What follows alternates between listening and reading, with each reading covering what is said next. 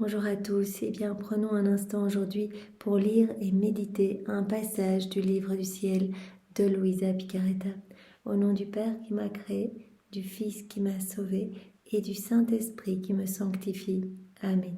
Jésus, je m'immerge en toi, dans ta divine volonté, je m'unis à toi, je m'identifie à toi, je me consume en toi, je fonds ma volonté dans la tienne, je la fusionne dans la tienne et je t'invite, comme tous les jours, Jésus, dans mon cœur, pour que tu le travailles, que tu l'ennoblisses, que tu le purifies, que tu l'embellisses, que tu fasses de mon cœur un palais céleste pour que tu puisses t'y reposer et y déposer tes peines et tes amertumes. Oui Seigneur, que mon âme devienne pour toi un tabernacle d'amour, aussi déposie toutes tes œuvres, tes attributs divins, tes qualités divines, ton royaume, ton trône, viens t'y établir avec ton Père et l'Esprit Saint. Jésus, je te demande de prendre les commandes de mon existence jusqu'à mon dernier souffle. Je ne veux plus faire usage de ma volonté propre qui ne m'amène qu'à chuter et à te faire souffrir. Aussi, reçois ma volonté et sers en toi comme marchepied pour ta divine volonté.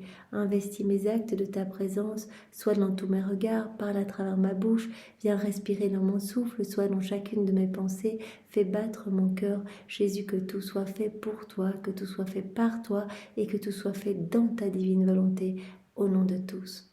Merci Seigneur de venir maintenant auprès de chacun de nous préparer pour accueillir ce nouvel enseignement. Viens toucher nos cœurs, nos intelligences, viens déverser en nous ta sagesse à toi, ta compréhension, pour que rien ne se perde et que tous ces mots bénis, nous puissions nous en délecter, nous puissions les laisser s'infuser en nous et nous puissions les mettre en pratique pour que nos vies t'amènent de la joie, Seigneur, que nos vies soient des offrandes éternelles pour ta gloire.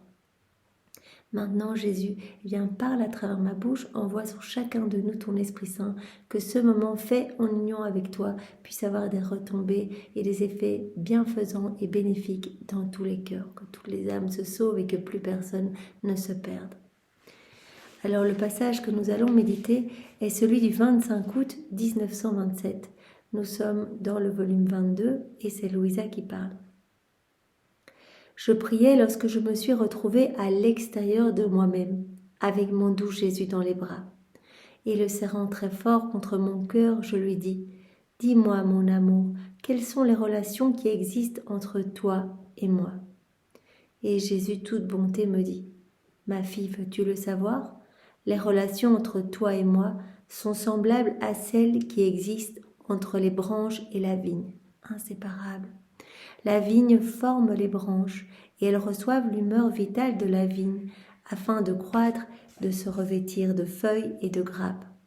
L'union entre la vigne et les branches est telle que les branches ne peuvent être ni formées, ni avoir la vie sans la vigne, et la vigne serait sans beauté et ne donnerait aucun fruit sans les branches.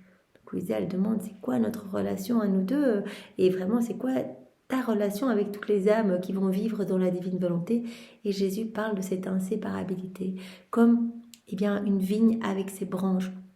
Les branches reçoivent leur force, leur vie et peuvent vraiment grandir grâce à l'humeur vitale de la vigne. Et la vigne reçoit toute sa beauté. Elle serait totalement vide et elle perdrait tout attrait si elle n'avait aucune branche, aucun fruit, etc. Et s'ils se séparent, donc voilà ce que Jésus dit, l'union entre la vigne et les branches est telle que les branches ne peuvent ni être formées ni avoir la vie sans la vigne, et la vigne serait sans beauté et ne donnerait aucun fruit sans les branches. Par conséquent, les relations et les liens d'union entre eux sont tels qu'ils forment la même vie et sont inséparables les uns des autres. Et s'ils se séparent, la vigne reste stérile, sans beauté et sans fruit, et les branches perdent leur vie et flétrissent. C'est pas possible, les branches toutes seules, elles vont être sans vie, et la vigne toute seule sans les branches, elle sera totalement stérile, elle ressemblera pas à grand chose. Or, ton Jésus est la vigne, et toi, tu es la branche. Les relations entre toi et moi sont inséparables. Un, le sang qui circule dans nos veines, une, la volonté, un, les battements de cœur. Je forme ta vie et tu formes ma gloire. C'est ça en fait. Jésus forme cette vie divine en nous. Au plus on va faire des actes dans la divine volonté, au plus cette vie divine va croître en nous. Et nous, en faisant ces actes dans la divine volonté, on va glorifier parfaitement la Trinité de la manière la plus belle qui soit. Je forme ta vie et tu formes ma gloire et mon fruit. Nos actes faits en union avec Jésus vont bien sûr avoir des retombées dans tous les cœurs. On le sait, quand on s'unit à Jésus, directement des milliers d'âmes au niveau spirituel sont sauvées, se sanctifient, se purifient, reviennent à Jésus, etc. Donc vraiment, on porte du fruit quand on s'unit à Jésus dans sa divine volonté. Je forme ta vie et tu formes mon fruit et ma gloire, et je me délecte à trouver mon repos à l'ombre des larges feuilles de tes branches, à accueillir les raisins de ma vigne et à les savourer à ma guise. Donc Jésus vient se reposer dans les âmes qui vivent dans la divine volonté. Il peut vraiment se sentir bien parce qu'à chaque acte qui est fait dans la divine volonté, c'est une nouvelle création, et Jésus, il prononce son fiat créateur. Par exemple, je prends ce bic dans ta divine volonté, Seigneur, où on médite comme nous le faisons maintenant. C'est un acte qui n'est plus humain, mais qui devient divin, fait par Jésus en nous, fait par sa volonté totalement opérante et agissante. Et comme c'est lui qui l'opère, il y a des retombées dans tous les cœurs. Et Jésus dit, quand je prononce mon fiat créateur, donc il y a quelque chose de nouveau qui se crée en vous. Vous imaginez, Dieu qui en 6 fiat a fait tout l'univers. Vous imaginez qu'il y a un fiat qui est prononcé parce que j'ai pris ce bic en union avec Jésus dans sa divine volonté. Donc il y a une création magnifique qui s'est opérée dans notre cœur à tous, par ce moment que nous avons pris en union avec Jésus. Et donc, quelque part, Jésus, quand il y a une nouvelle création, peut se reposer dans sa création. Il ne trouve pas le repos dans des âmes agitées, des âmes remplies de volonté propre. Il trouve du repos dans des âmes détachées de tout, des âmes qui s'abandonnent entre ses bras et qui le laisse créer de nouvelles choses, qui le laisse agir. À ce moment-là, il peut vraiment se reposer, se sentir bien au milieu de ses créations, au milieu de son ciel. En fait, il recrée vraiment un ciel dans notre âme à chaque fois que nous le laissons agir en nous. Et donc, comme Jésus le dit, je me repose à l'ombre des larges feuilles de tes branches et je cueille des raisins aussi. Voilà, c'est une image pour montrer que quand on fait des actes dans la divine volonté, on offre du repos à Jésus, mais on lui offre aussi de la nourriture. Lui qui est nourri que de critiques, de jugements, de blasphèmes, de sacrilèges, nous pouvons lui offrir une délicieuse nourriture, une nourriture toute divine. On offre Dieu à Dieu, on offre ses propres prières, ses propres adorations, ses propres réparations, ses propres louanges. Donc on lui offre quelque chose vraiment de délicieux et dit enfin je peux me nourrir. On peut également l'abreuver. Nous savons bien que Jésus a soif du salut de nos âmes, il a soif de notre amour. C'est ce qu'il a dit sur la croix quand il a dit j'ai soif. Il avait soif du salut du genre humain.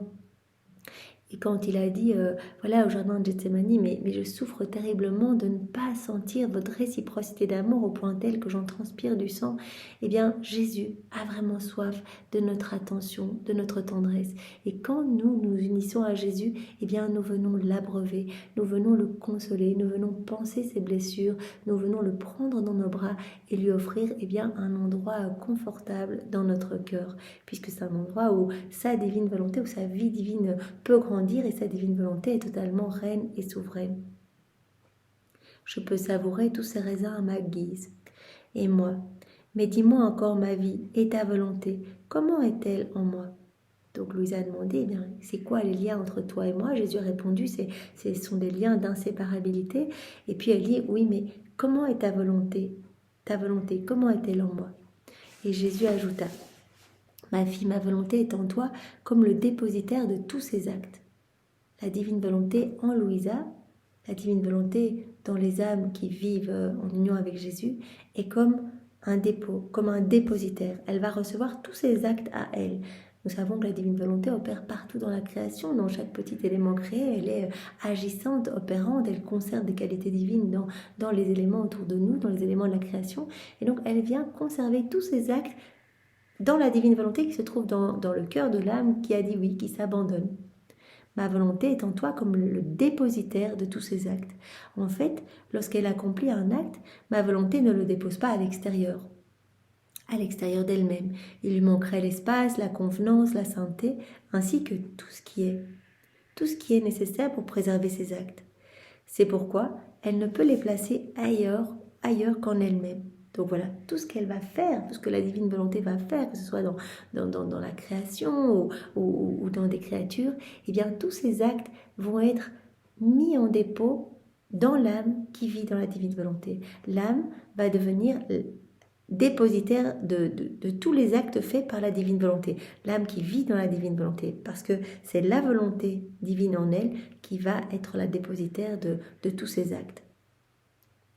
Qui pourrait jamais avoir l'espace nécessaire pour recevoir tous les cieux avec leurs étoiles, le soleil avec la diffusion de sa lumière, la mer avec l'étendue de ses eaux, la terre avec la multiplicité de ses plantes?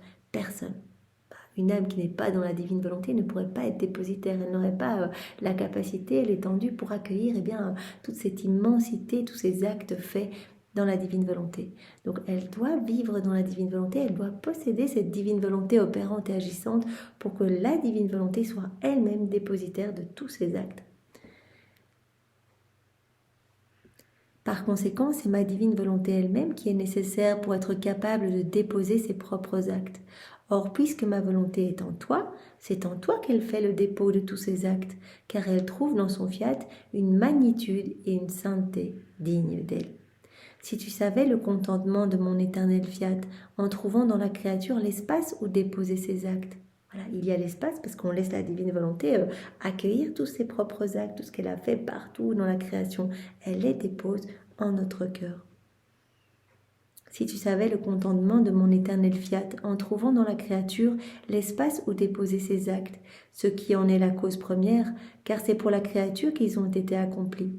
Par conséquent, tous les actes de ma divine volonté sont en toi, et c'est de toi qu'ils sortent en emportant avec eux la gloire qui leur est due. Donc, tout ce qui a été fait va être déposé dans l'âme qui vit dans la divine volonté. Et c'est de cette âme que tout va rejaillir, la lumière, l'amour de Dieu, sa splendeur, toutes ses qualités divines, pour aller toucher toutes les âmes du passé, du présent et du futur. Oh, comme il se sent récompensé, le divin fiat, en trouvant tous ces actes. Dans tous ces actes, la créature rendant gloire à sa lumière, à sa sainteté, à son immensité. Le simple fait de s'abandonner, de nous unir à Jésus, nous allons rendre parfaitement gloire à la Trinité et nous allons apporter amour, louange, bénédiction, adoration au nom de tous. Et il y a vraiment une gloire parfaite qui est offerte. Gloire à la lumière du divin fiat, à son immensité, à sa sainteté. Et en trouvant dans les baisers de la créature sa gloire, son amour, il se sent poussé à former des actes encore plus beaux, dignes de mon éternel fiat, uniquement pour l'amour de celle en qui il peut en faire le dépôt, afin de recevoir son nouveau baiser, son amour et sa gloire. Donc vraiment, il y a à nouveau, Jésus nous parle de cette réciprocité d'amour.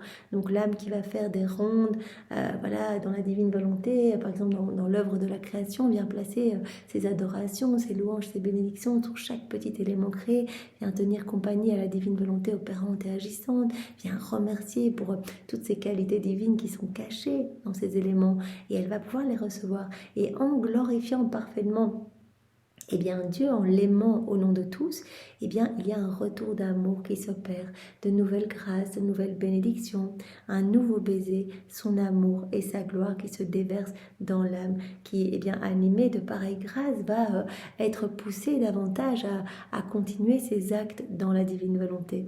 Et donc, il y a à chaque fois une gloire qui est apportée parfaitement au sein de la Trinité. La Trinité est bien super contente de recevoir cette gloire, ce retour d'amour, vient à nouveau déverser des torrents de cadeaux dans cette âme, puisque vraiment elle ne peut pas déverser dans les autres cœurs qui sont trop fermés, froids, indifférents. Et donc Jésus l'a bien dit, nous quand on trouve une âme qui est un petit peu ouverte, qui nous fait confiance, qui s'abandonne, on va donner tous les cadeaux qu'on avait prévus pour tous les autres, puisque cette âme-là nous glorifie au nom de tous, cette âme-là répare au nom de tous. Donc c'est normal qu'on lui donne les cadeaux, les grâces, les bénédictions prévues pour tous. Donc vraiment il y a ce flux et reflux d'amour, exactement comme Adam était dans ce flux et reflux d'amour, comme la Vierge Marie. Donc vraiment il y avait des torrents de puissance, de grâce, de sainteté, de bonté qui vraiment descendaient dans le cœur d'Adam et puis aussi dans le cœur de la Vierge Marie. Et donc les débordements de toutes ces grâces repartaient en actions de louange, de bénédiction et d'amour. Adam, bien sûr, dans son état d'innocence, quand il a quitté la divine volonté, eh bien, il y a eu cette rupture. Il n'a plus reçu tout cela. En fait, il est devenu comme aveugle et donc tous ces canaux de communication avec la Trinité ont été comme obstrués. Il n'a plus vu tout cet amour, il n'y a plus répondu et donc il n'y a plus encore ces débordements d'amour dans son cœur. C'est comme si lui-même avait choisi, en quittant la divine volonté, de se couper de Dieu. Et après lui, eh bien, toutes les générations qui ont suivi sont marquées de cette rupture avec le divin fiat. Et donc Jésus nous montre aujourd'hui combien la Trinité est heureuse de pouvoir voir cette harmonie d'amour se réinstaller dans les cœurs, vraiment cette réponse à tout cet amour qui est déposé dans toute la création. C'est pourquoi, où que soit ma volonté, il y a tout. Il y a les cieux, le soleil, la mer et toutes choses. Voilà, comme Jésus nous le disait, l'âme qui vit dans la divine volonté, donc laisse la divine volonté souveraine, règne en son cœur, et la divine volonté contient tous ses actes, toutes ses œuvres, absolument tout. Donc il y a tout dans l'âme qui vit dans la divine volonté, que ce soit le soleil, la mer, toute l'œuvre de la rédemption, l'œuvre de la sanctification, tous les sacrements, etc. Tout se trouve dans cette âme. Rien ne peut y manquer de toutes ces œuvres, des œuvres de la divine volonté. Ma volonté contient tout, elle préserve tout, elle a de l'espace pour tout, de façon à enclore toute chose en elle-même. Donc tout se trouve dans la divine volonté. Rappelons-nous cette image que Jésus nous donne souvent. La divine volonté, c'est un acte unique et éternel d'amour. C'est comme un grand bain de lumière, comme une mer sans limite de lumière, de beauté, de joie céleste, de bonheur céleste. Vraiment en comprenant la volonté de Jésus, son humanité, sa divinité. Il y a absolument tout. Et tout cela est enclos dans l'âme qui vit dans la divine volonté. Donc ça, c'est magnifique en fait. Tout est repris. Tous les actes de la divine volonté vont être déposés dans la divine volonté opérante et agissante en cette âme. Eh bien, Seigneur, merci. Merci pour ce court enseignement, mais très riche que tu nous as donné à travers la personne de Louisa. Bien, fais de nous ce qui te plaira, donne-nous cette grâce de pouvoir vraiment être les branches et toi la vigne, que nous puissions être greffés à toi, inséparables avec toi. Aussi, enchaîne-nous à toi avec les 12 chaînes de ton amour, enferme-nous dans ton divin cœur, que nous puissions être consumés par ton amour, que nous puissions devenir pur amour, que notre vie puisse vraiment te faire plaisir, que nous puissions être des sources de réjouissance pour toi et que vraiment brûlés par ton amour, eh bien, amour nous pensions, amour nous parlions, que nous puissions ne voir que toi, n'entendre que toi, ne parler que de toi, ne marcher que vers toi, ne travailler que pour toi. Vraiment, ne nous permets pas de nous éloigner de toi. Garde-nous vraiment tout contre toi et que vraiment nous puissions répondre au plan que tu as pour nous. Merci Seigneur, sois loué, béni et glorifié au nom de tous, au nom du Père et du Fils et du Saint-Esprit. Amen. Soyez tous bénis. Au revoir.